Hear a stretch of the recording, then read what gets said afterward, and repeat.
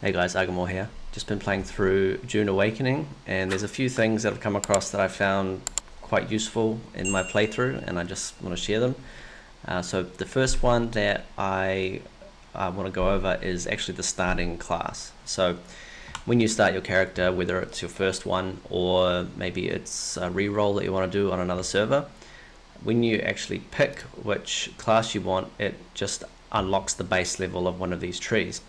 And I picked Trooper, which I think was a bit of a mistake because the Trooper and the Planetologist both unlock in the first area, really easy to unlock. So on the flip side of that, there's the Bene Gesserit and the Swordmaster, which unlocks way later in the game. So to save yourself a little bit of pain later on, and make your experience a little bit easier in the beginning, my recommended starting class would be the Bene Gesserit, just because that is the furthest in the map that you have to go to unlock, and it gives you some really nice benefits around health and healing and poison resistance. But the main reason is you get bindu sprint. And if you have bindu sprint at the start, it's really, really helpful because you don't have any vehicles at the starting area. So it's going to give you a really nice boost when you're running around the starting area. And also in the starting area, you start to unlock your suspenser belt. And once you get that with bindu sprint, you can use them in combination to make up some really good distance. So if you trigger the bindu sprint and then hold space, you can get some really big distance traveled, especially if you're going off a cliff or something. You can fly for a long time. At the start, it's not going to be as much because you don't have the better suspensor belt and like better power pack, but it'll slowly, as you progress and you upgrade those things, you'll get more and more distance. So highly recommend starting Bene Gesserit, getting bindu sprint, and combining that with your full suspensor belt, your suspensor belt that you get in the starting area to get some really good movement capability at the start. The next thing I found quite helpful is trying to find alternative ways to deal with shielded enemies. So when you come across a shielded enemy, there's a number of ways you can deal with them, whether it's melee or a disruptor pistol or later on the drill shot. But I found that I really don't like going in between shooting and melee. I like to just stay shooting. So one thing that was quite interesting to me is that the sniper rifles actually apply poison. So this sniper rifle that I'm using at the moment, it's quite strong. It's called Thufa's Best. Damage per shot, 262. Haven't found anything higher than that in the game, but when you shoot an enemy with any sniper rifle, if they have a shield on, like this one here, if you shoot them, it doesn't actually damage them, but you can see that there's a green glow. Oh, that's the body. Hang on. If I shoot him, you see there's a green glow around him. That means he's been poisoned through the shield, and then he just ticks down and he dies. So he's a shielded enemy, and I shot him with my sniper rifle, and the initial bullet it hit the shield, so it didn't damage him, but the poison applies through the shield and then slowly drains his health and he dies. And I was previously using a rifle called the Assassin's Rifle, and that one, if I shot the same enemy, it would take a little bit longer for them to die because it seems like the damage that the weapon does directly applies the amount of poison damage that it does. So this one that I have right now, you can see that they died really, really quickly, which is really helpful. But if you're just starting out the game, you don't have the high-end rifle yet, I highly recommend, as soon as you can, craft yourself a sniper rifle. So let me just go in there and show you which ones to craft. So as you progress throughout the game, once you get to steel, you can start crafting sniper rifles. So the first one you want to get is this Jabal Spit Dart, which is the first rifle that I created with steel. And every sniper that I've used is firing poison, so it doesn't matter what sniper you have, the poison status applies through the shields when you shoot enemies, at least from what I've tested. So there's this is the starting one, and then once you get to the Rift, you want to get the Assassin's rifle. So that is this one here, and that has 128 damage per shot, which is really good when you're first able to access it. And to find that Assassin's rifle, it's via a blueprint on the map in the Rift area. So if we're looking at the map overall, this is the Rift here, this canyon, and in this section down here there's a place called Arctis Cavern. You just walk in there, there's a blueprint or schematic chest that you can loot, and then the Assassin's rifle will be in there, and then you can just craft it. And then finally, in the later part of the game, the one that I'm using now, Surfer's Best, is actually a quest reward, and that quest starts at the crossroads, which is in this part of the map here. There's a crossroads trade post here, and then there's some quests that you can pick up there. I'll see if I can find that side quest name. Crossroads. Dangerous Dealings, that's the one. So you pick that up, and then at the end you get the rifle. And you can see that here, Surfer's Best is the reward from doing this quest chain. Another quick tip is your vehicle storage can actually be accessed from any box. So I've got like a battery and some wire in my buggy. If I open this chest here and I change the drop down from my backpack to the buggy, then I can drag anything out into a chest if I want to. So you don't have to go into the buggy, pick it up and then put it in the chest. Makes it a lot easier for resource management.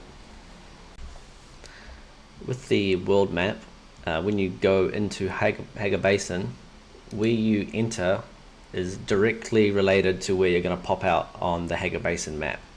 So if I want to enter on like the western side of the map by Mesa Terrell, then I would enter in this section here. If I wanted to spawn in the starting area, I would go into the southern entrance. If I wanted to get to the shield wall, I'd go in the northern entrance. So just keep that in mind. All of these different squares pop you out in different locations in the map. So you can actually use that to your advantage, where let's say I go in via the north, it's going to pop me out right in the northern part where the shield wall is. And you can see it pop me out in the northern part of the map right here. So if you wanted to kind of like cheese travel, you could probably make your main base around here or anywhere else on the map that is wherever it's gonna pop you out. And then let's say I quickly want to go down into the shoal area. Let's say I want to access this wreck of Euphoria. A really fast way of getting there is just, if you have your base here, you can just pop into the world map, go in that section and it'll pop you out, and then you pop back, and then you pop back out here to your base. Makes it really easy to farm the resources in that area or any other area in the map. One thing to keep in mind is optimal base locations as well. So when you first start out the game, you're going to have to go between this testing station and the trade post. So it is optimal to try and build a base maybe around here, because you also need to go down to the cavern. So somewhere in this section here is going to be your optimal space for building a base at the start, but it's just going to be a starter base. Later on, when you get into this section here, initially I had a base next to the trade post here for the anvil so that I could fast travel easier, but it became a little bit of a pain later on when I wanted to mine some other resources up here.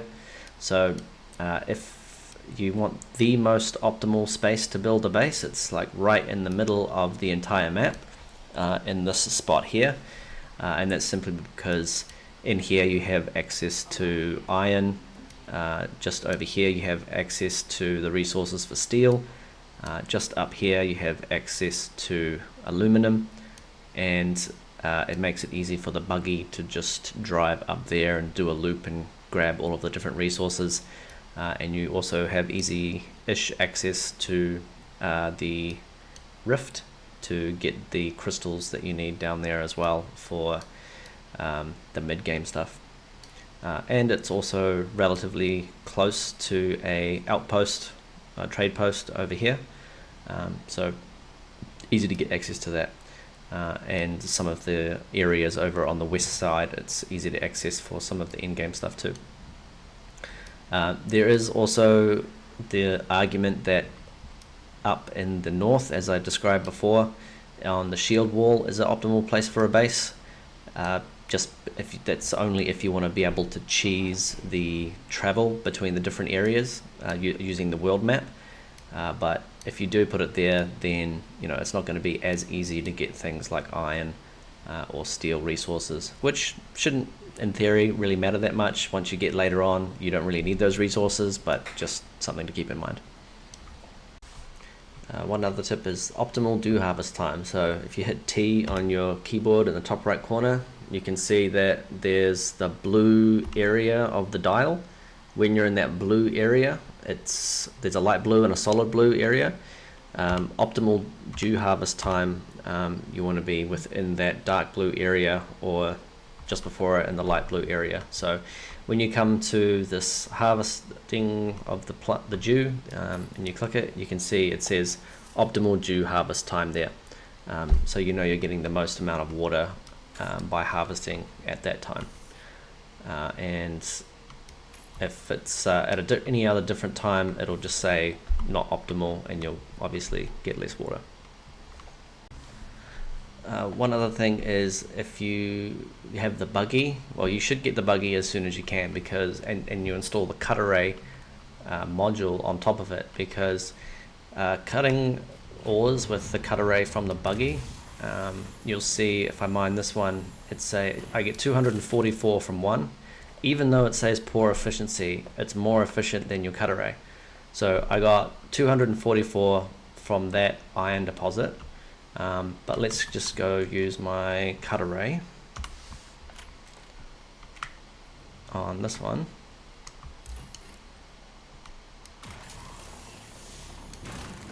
And I got 120, and it says great efficiency.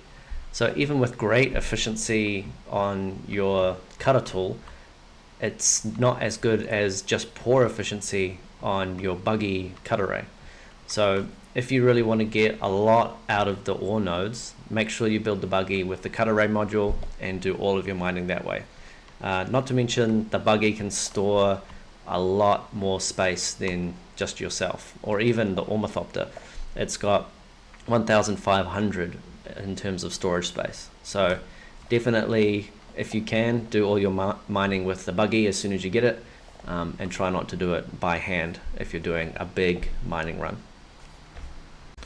Also, before you go out on a mining run with your buggy with the cut array, make sure you have vehicle mining unlocked to get that extra mining yield when you're doing the mining with your buggy. Works great. Alright, that's all the tips that I found useful to me when I was playing through Dune Awakening. Let me know your thoughts. If you've got any tips of your own, leave them in the comments.